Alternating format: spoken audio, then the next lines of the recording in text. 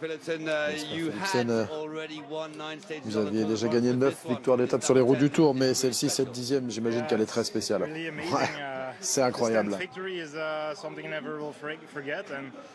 Le sentiment de gagner, je ne l'ai jamais perdu. L'équipe a fait Ce qu'a fait l'équipe a été incroyable. Ils ont été là toute la journée. Ça a été une journée très très nerveuse. Toute la journée, il fallait qu'on soit à l'avant de la course. Quand il y a eu ces cassures, l'équipe a été là, on a été capable d'être présent. Et j'ai fini le travail. Et vous prenez le maillot jaune à l'issue de cette étape. Ouais, je savais que j'avais de bonnes jambes. Dans les 2 derniers kilomètres, il y avait beaucoup de spectateurs. Il y avait beaucoup de femmes qui étaient là, avec tous ces dodanes. Ah, tous les frissons. Il y avait beaucoup d'adrénaline. Ouais, c'était assez particulier de courir dans l'île et le sentiment était incroyable.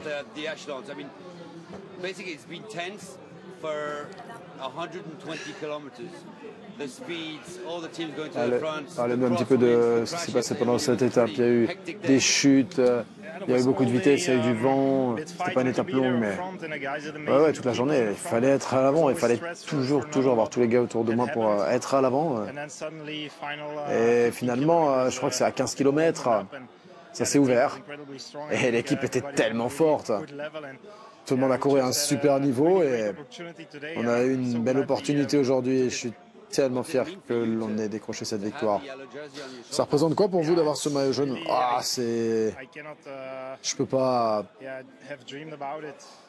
Évidemment que j'ai rêvé de ce maillot jaune. Porter le maillot jaune. J'ai eu le maillot vert il y a 2 ans. Là j'ai porté le maillot jaune. Ça va être incroyable.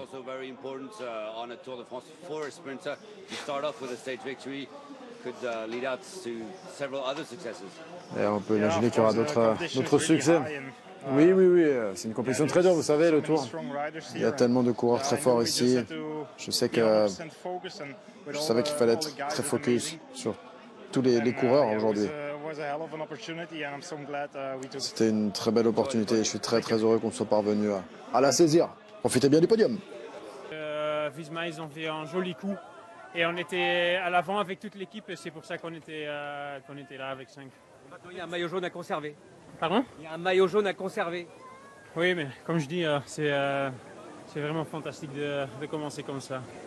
C'était prévu de partir à l'attaque comme ça aujourd'hui? Oui, on l'avait défini au briefing. J'avais carte blanche et même l'équipe m'a motivé à vraiment aller dans cette échappée. Moi au début je savais pas trop, puis ce matin on dit allez on y va et après j'ai fait le premier point. Je savais qu'il m'en fallait un deuxième pour assurer le maillot. Et voilà, ça s'est joué à Cassel et bon, malheureusement il y a une petite chute. Heureusement on s'est pas fait trop mal. J'espère que ça ira pour Matteo aussi. Je me suis excusé auprès de lui après. Et voilà, non, c'est un rêve. C'est mon premier maillot de meilleur grimpeur comment je réfléchis sur une autre course, ça m'était jamais arrivé. Donc sur le Tour de France, c'est un rêve, quoi. C'est un maillot mythique. Racontez-nous un peu justement cette chute. Qu'est-ce qui se passe? En fait, j'ai un peu mis la pression pour qu'il passe devant et je voulais lancer un 2 derrière. Et j'ai lancé d'un peu trop loin. En fait, au final, c'est moi qui ai lancé. Il me repasse et derrière, je le remonte assis. Sur le pavé, il faut sprinter assis. Donc, je jette le vélo et je pense que je suis complètement sur l'arrière du vélo et ma roue doit taper un pavé, me déséquilibre et là, j'ai la roue avant qui est partie. Et ouais, c'était fou, quoi. Entre le public qui criait, je savais pas si j'avais été passé devant ou pas. C'était un peu un moment de chaos, quoi. Et après, le peloton nous a repris. Il fallait reprendre les roues. C'était un peu fou, quoi. Alors maintenant que vous avez le maillot, il va falloir le garder. Et c'est vrai que traditionnellement, celui qui prend le maillot le premier jour, on le voit souvent à l'attaque, le deuxième, le troisième, le quatrième. Ça va être le cas? Ouais, j'espère. Voilà, je vais voir comment je passe la nuit, comment je récupère. Si j'ai pas trop de douleur demain, on va regarder le parcours, le début d'étape demain, voir si c'est rentable d'aller dans l'échappée. Je pense qu'il y a quelques difficultés plus sur la fin du parcours. Donc ouais, non, déjà on va récupérer d'aujourd'hui et demain on fera la stratégie demain matin pour voir si on peut le garder, ça serait bien. Ouais. Merci beaucoup. Merci. Matteo, c'est quoi? C'est frustrant? Quel est le sentiment? Non, c'est frustrant forcément de tomber la première étape, mais voilà, j'aurais pu ne pas repartir. Donc je crois que demain on va tous les deux prendre le départ. C'est une chute comme ça, c'est un fait de course, faut pas polémiquer. Il a fait une erreur aujourd'hui, mais demain ça peut être moi qui fais une erreur. Donc sur les pavés c'est toujours dangereux, donc voilà, ça arrive. Et ça va? Ouais, ça va. C'est juste des contusions. Ça a été dur de repartir. J'ai cassé le vélo, cassé la chaussure, donc j'ai eu 50 bandes dans les voitures, très compliqué. Mais voilà, c'est le Tour de France, ça roule vite, donc pas de malheur et c'est comme ça. On va vous revoir devant. Merci beaucoup, Matteo. J'essaye de sortir Paul à un moment, mais je peux pas quoi. Du coup, après je vais voir monter à gauche dans le vent, plus ou moins, je pense.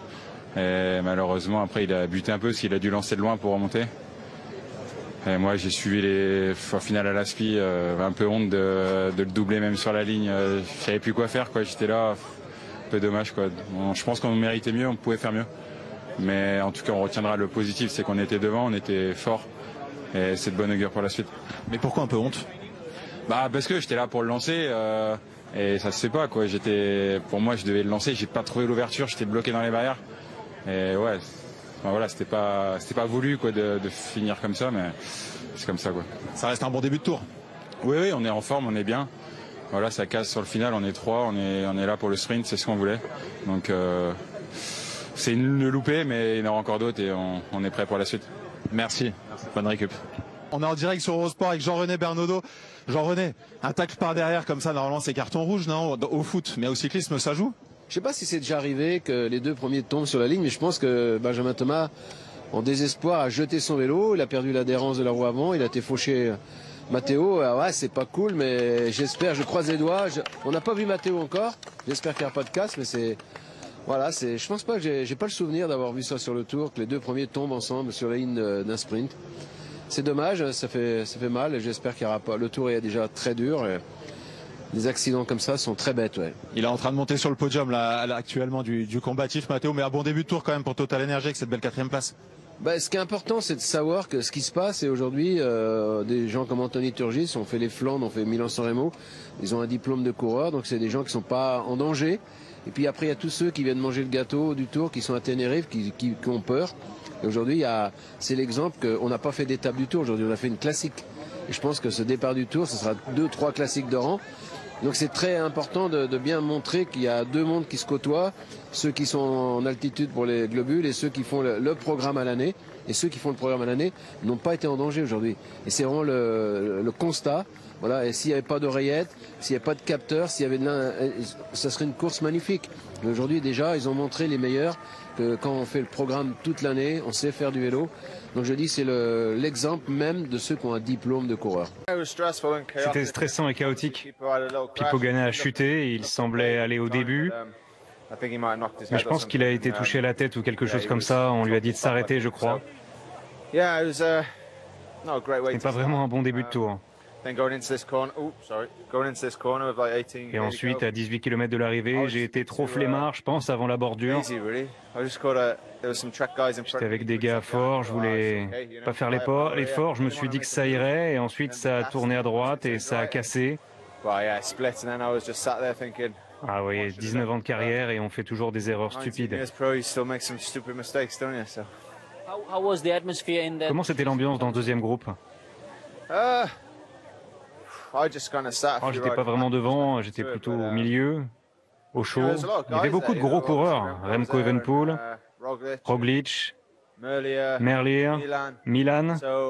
Je pensais qu'on aurait une chance de revenir, mais Alpecin avait du monde devant. Après, je ne sais pas, je n'ai pas vraiment vu si tout le monde a travaillé ensemble.